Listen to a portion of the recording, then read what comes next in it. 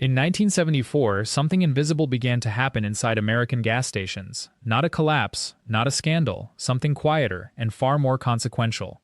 A major oil company could make more money financing your fuel purchases than they made selling you the fuel itself. And when you understand why, when you really understand the numbers beneath this moment, you begin to see why the entire architecture of American retail was about to crack. This is not the story of gas stations disappearing. This is the story of why they stopped mattering and how the financial machinery that sustained them reversed, overnight, into a machine that destroyed them. Let me walk you through the actual numbers, and then you'll see what nobody could see coming. In the early 1970s, a typical independent gas station, the kind you'd find in a small town or suburban neighborhood, operated on what looked like a healthy model. Let's say you owned a station. You bought gasoline wholesale for roughly 35 cents per gallon. You sold it to customers for 53 cents.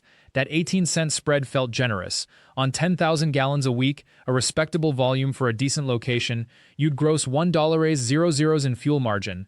Subtract your labor. 2 full-time attendants, 1 part-time. Call it $4.00 a week in wages. Rent on the property, maintenance on the pumps, insurance, utilities, another $3 weekly. You had maybe $1.100 left to cover your capital investment, your own salary, and any unexpected repairs. But here's what made the station work. People needed gas. They came every week. And once they were there, something else happened. They bought things. Not much. A pack of gum, sometimes a map, occasionally a quart of oil. These small transactions, added across thousands of customers per week, generated another 15 to 20% of your revenue. And here's the key. They came with almost no cost. You bought the gum for 2 cents, sold it for a dime. Pure margin. So a typical station made money 3 ways. Fuel margins were thin but steady. Convenience items added volume. And then there was credit. Credit cards issued by oil companies were not innovations in the 1970s. Shell, Mobil, Esso, and Exxon had been issuing them since the 1950s. But in 1974, something changed. The economics of those cards became irresistible. Here's why. The oil embargo of 1973 had shocked the American system. Prices at the pump doubled in months. Gas lines formed, the entire country held its breath. When the crisis ended, oil company executives faced a problem that seemed at first like good fortune. They had built massive new refining capacity expecting the embargo to persist, but it didn't. Suddenly, they had enormous production capacity and shrinking demand. And they had another problem. They needed capital. They needed to invest in exploration, new drilling, new infrastructure. But they also had an asset that was extremely valuable and extremely liquid. They had millions of credit card accounts. In 1974, oil companies began to understand that they could monetize those accounts in a completely new way. They started issuing credit cards not as a convenience for customers, though that was the stated purpose, but as a lending product, a product with interest. Let me give you the specific math, because this is where the story becomes almost unbelievable. An oil company credit card in 1974 typically carried an 18% annual interest rate. This was standard, legal, normal. The company issued the card at no cost to the customer. There was no annual fee. The customer only paid interest if they carried a balance. Here's the insight. In 1974, most customers did carry a balance. They didn't pay off the card each month. Why? Because 18% interest, while high by today's standards, was not unusual. And psychologically, the card was not seen as debt, it was seen as a convenience. The customer came to the station, pumped gas, signed a slip, and didn't pay until the bill arrived. Often they couldn't afford to pay it off, so the balance remained. Now let's do the math at the station level. A busy station might have 200 active credit card accounts. The average account carries a balance of $8.00 at any given time. Remember, this is 1974 money, and that's substantial. That's $1.6,000 revolving debt across the station's cardholders. At 18% annual interest, that's $2.580 a year in pure interest revenue, or about $5.05 a week. But wait, that $5.05 is paid directly to the oil company. The independent station owner sees nothing. But the oil company, the corporation issuing the card, the corporation is now running a small finance company inside every gas station in America. For a major oil company with 10,000 station locations, this created an entirely new profit center. If just half of those stations had active credit card balances averaging $8 that's $4 million in revolving debt. At 18%, that's $7.20 annually, just in finance charges. But the real number was much higher, because oil companies didn't stop at 200 accounts per station.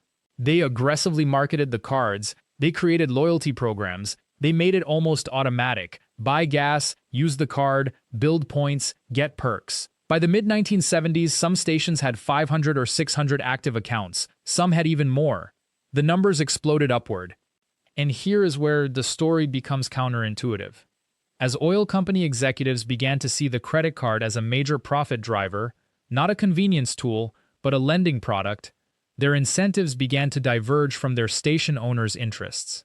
The independent station owner still made money the old way: thin fuel margins, small convenience items, and a small cut of credit card transaction fees, but the oil company was now in the finance business, and the oil company wanted to encourage people to buy gas on credit.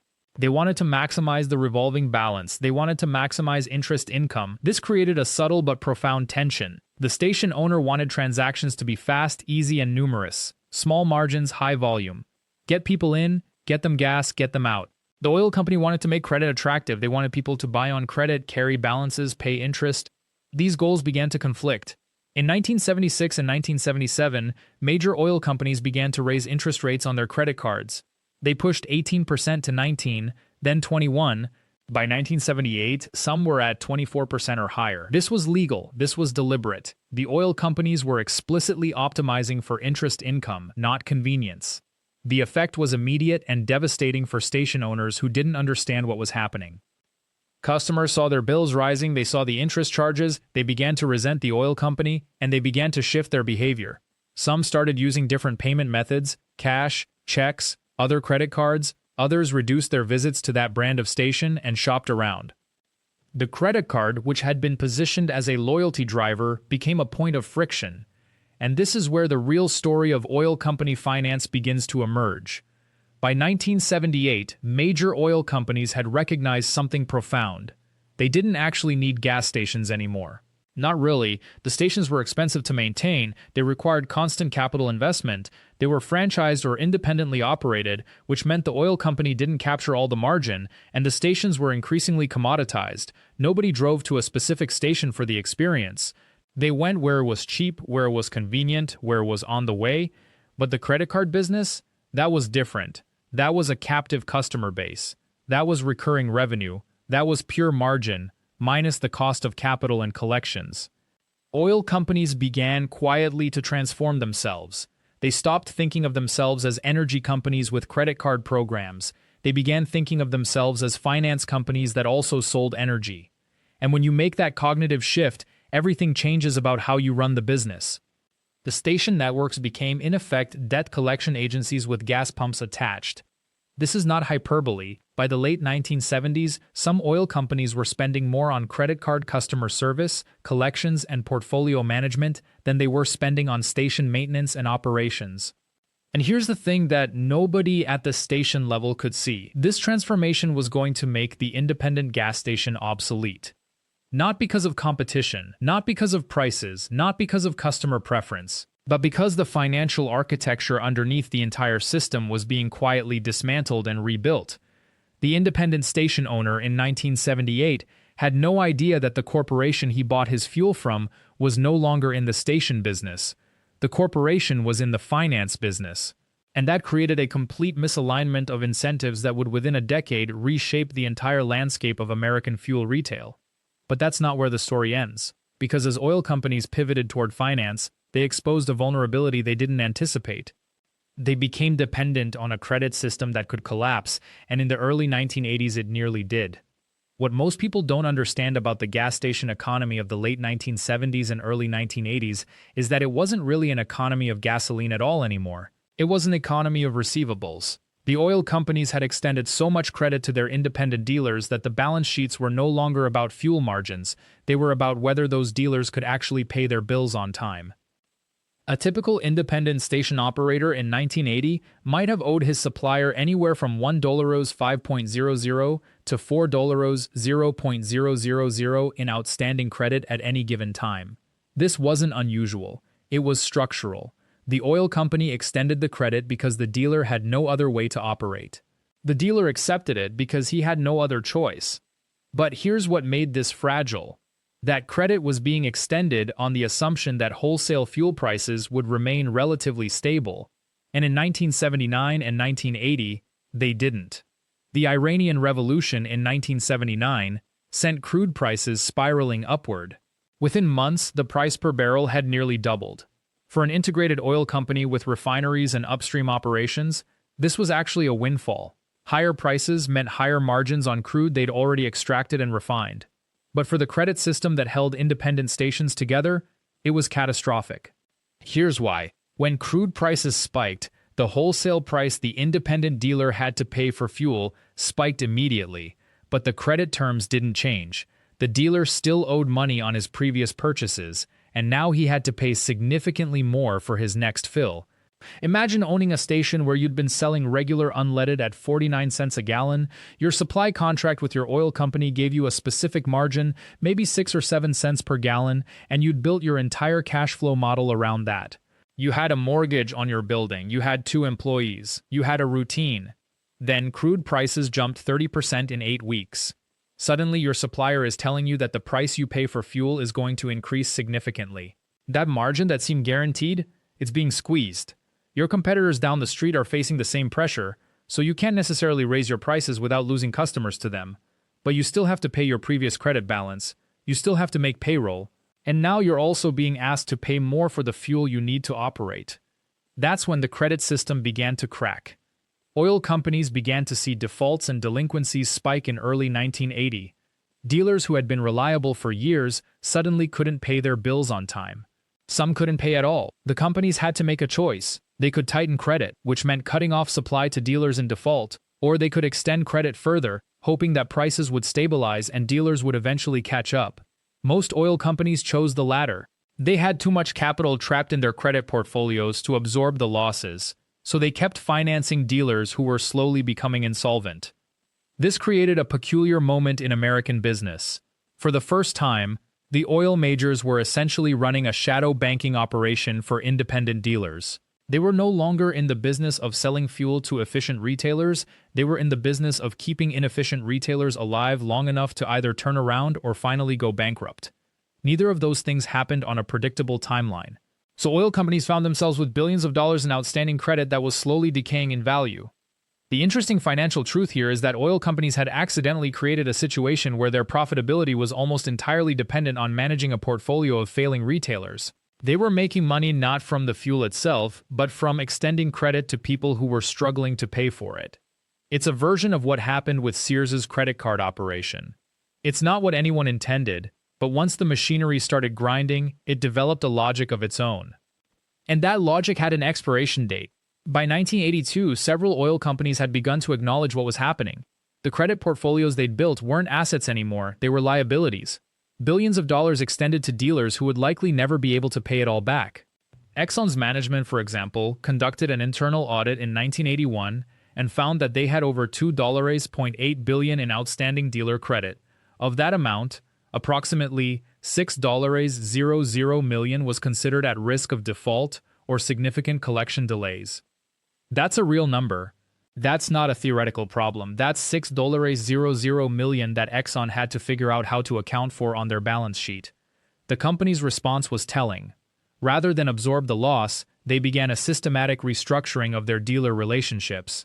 What had started as a way to extend credit and control distribution became a way to systematically push out dealers who couldn't sustain the new financial reality. Some dealers were asked to buy their own supply contracts, essentially turning them into wholesalers who had to purchase fuel in bulk before they could sell it. This pushed the working capital burden entirely onto the dealer. Others were simply told that their credit was being cut off.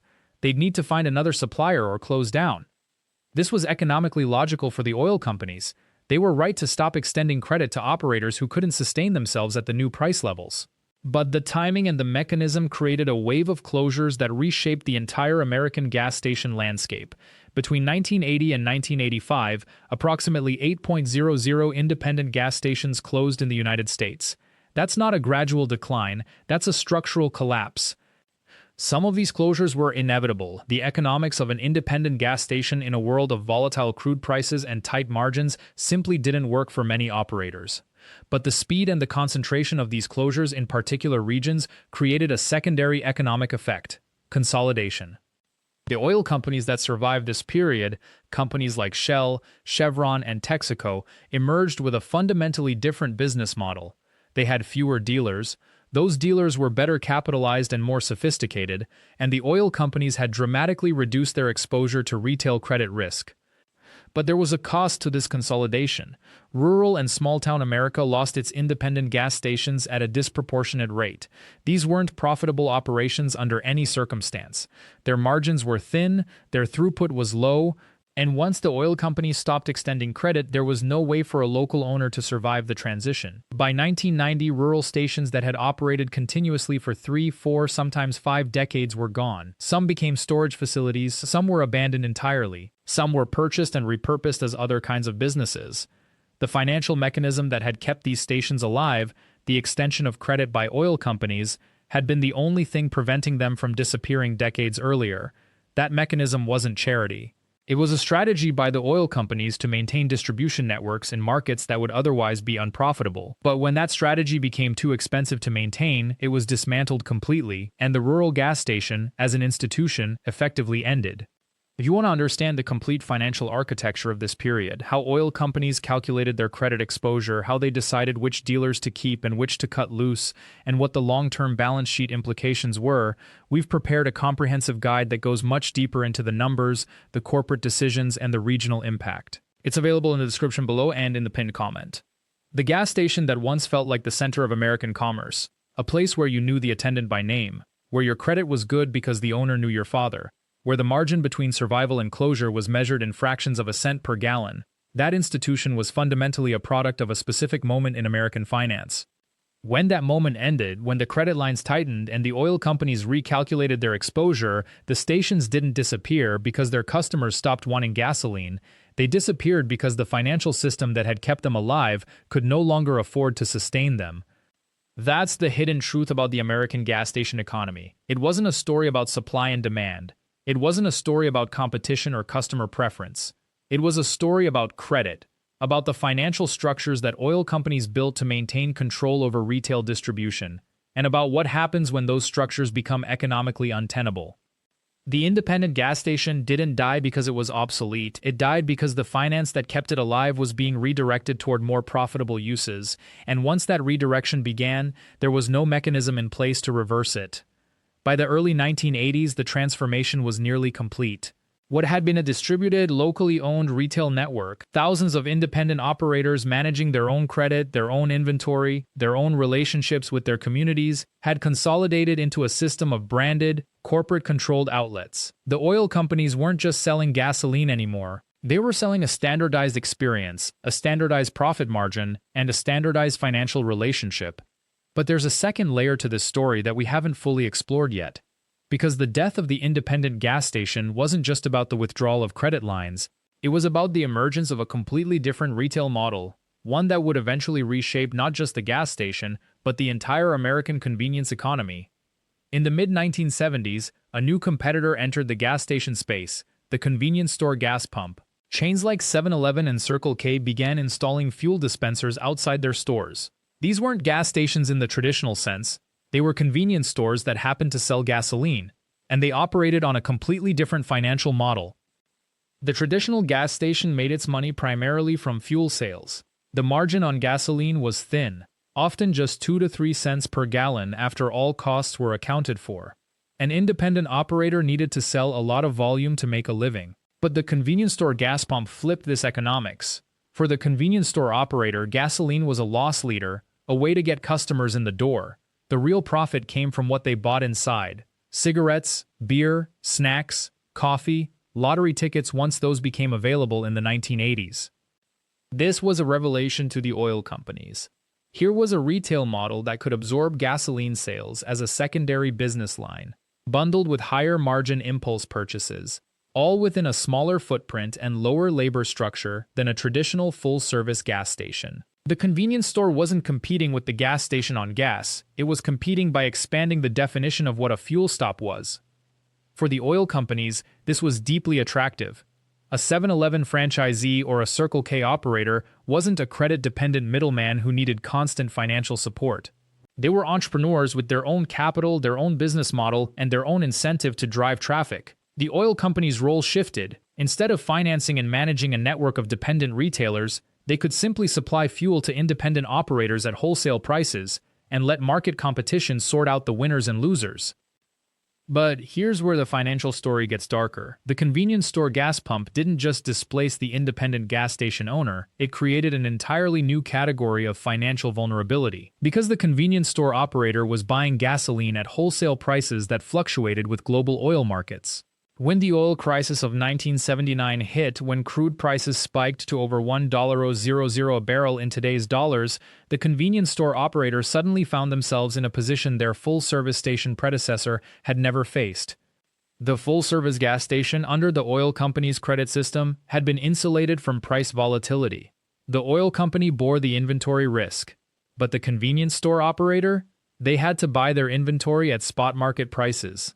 When those prices spiked, they faced a choice: raise prices immediately and risk losing customers to competitors who hadn't yet adjusted, or hold prices steady and absorb the loss.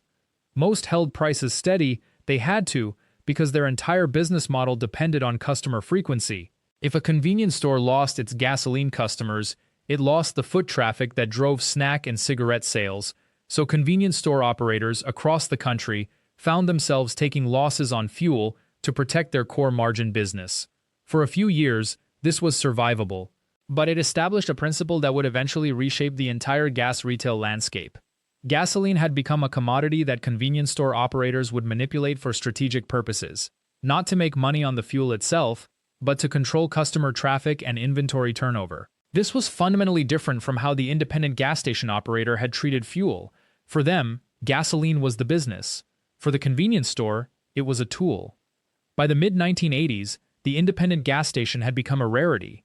In 1970, independent stations represented about 30% of all gasoline retail in America. By 1990, that figure had fallen to less than 10%. The rest were either company-operated brand outlets or convenience store pumps. And the oil companies, paradoxically, had not become more profitable. They had simply shifted their profit centers. The gasoline retail business, once a guaranteed margin business for the oil companies, had become a volume game. Profit per gallon fell. But gasoline sales were now bundled with convenience store economics, where the real margins were. And the oil companies no longer had to finance and manage a network of dependent retailers. They had essentially transferred that risk and responsibility to thousands of convenience store franchisees.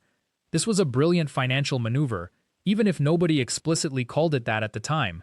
The oil companies had taken a business they could no longer profitably control directly and distributed it to operators who had their own capital and their own incentives, and they had done it in a way that made it look like market competition, not financial strategy. For the small-town independent gas station operator, the man or woman who had run a station for 20 or 30 years, who knew their customers by name, who had built a business on relationships and service, the transition was brutal. They couldn't compete on price because they couldn't buy inventory at the same wholesale rates. They couldn't compete on convenience because the convenience store was literally more convenient, and they couldn't compete on service because the margin structure no longer supported the kind of personalized service that had once been their competitive advantage. Many simply sold their stations when the opportunity arose. Others held on, trying to adapt, adding convenience items of their own, installing car wash facilities, offering repair services. But the financial logic was against them. The convenience store model was simply more efficient at distributing both fuel and impulse purchases to a mobile, time-conscious customer base. But here's the final and perhaps most important layer of this story: the rise of the convenience store gas pump and the decline of the independent gas station was itself dependent on financial structures that would eventually collapse. The convenience store business model of the 1970s and 1980s was built on real estate values that were themselves inflating rapidly. A franchise operator could make a reasonable return on a convenience store only if the real estate was appreciating, giving them either equity to borrow against or an eventual sale opportunity. In the 1970s and early 1980s, this assumption held. Real estate prices, particularly for commercial strips and highway locations suitable for convenience stores, were rising steadily. A franchisee could open a 7-Eleven or Circle K, operate it for 10 or 15 years, and then sell the location for significantly more than they'd paid for it. This made the tight margins on gasoline and the thin margins on convenience items acceptable. There was an equity play underneath. But what happens when that assumption breaks? What happens when real estate prices stop rising, or worse, start falling? The answer is that the convenience store operator suddenly faces the same problem the independent gas station operator faced in the 1970s. A business model that only works if something external, in this case real estate appreciation, continues to support it. The independent gas station operator had depended on credit from the oil company. The convenience store operator depended on real estate appreciation. Both were dependent on financial systems external to their core business. And when those systems changed, both business models became suddenly unsustainable. If you want to understand the complete financial architecture of how gas stations worked, the credit systems, the wholesale pricing mechanisms, the real estate economics, and the distribution networks that connected them all, I've put together a comprehensive guide in the description and pinned comment. It goes much deeper into the numbers and the structural changes that reshape this industry. The gas station industry teaches us something crucial about how American business really works. It's not enough to have a good product or a loyal customer base. Your business model has to rest on financial foundations that are themselves stable. And when those foundations shift, whether it's credit policy, real estate values, or commodity prices, even the most well-established businesses can find themselves suddenly obsolete. By the 1990s, even the convenience store gas pump model was facing pressure. Warehouse clubs like Costco began offering gasoline to members at dramatically lower prices, cash-only, high-volume fuel sales that required no convenience store subsidy. Once again, the financial logic shifted. Once again, an entire category of retailers found themselves struggling to compete against a new financial model. Each iteration, from independent stations to oil company-branded stations to convenience store pumps to warehouse club fuel, wasn't driven primarily by customer preference or product quality. It was driven by shifts in the financial structures that made each model work. And each transition destroyed the livelihoods of operators who had built their businesses on the previous model. This is why the story of the American gas station is ultimately not a story about gasoline at all. It's a story about how financial systems, credit, real estate, commodity pricing, and retail economics intersect to determine who succeeds and who fails in business. The independent operator who did everything right, who provided good service, who knew their customers, who managed their inventory efficiently, could still fail because the financial foundations beneath their business were shifting in ways they couldn't control. Understanding this teaches us to look deeper when we examine any business, any industry, any economic story. Never ask just what do people want. Ask also what financial structures are making this possible. And what happens when those structures change? Because that's where the real story of American business lies. It's not in the visible marketplace, it's in the invisible financial architecture that determines who participates in that marketplace, and for how long. The gas station is still there, you've probably stopped at one today, but the financial logic that made the independent owner possible, the credit systems, the margin structures, the relationship-based retail model, that world is gone.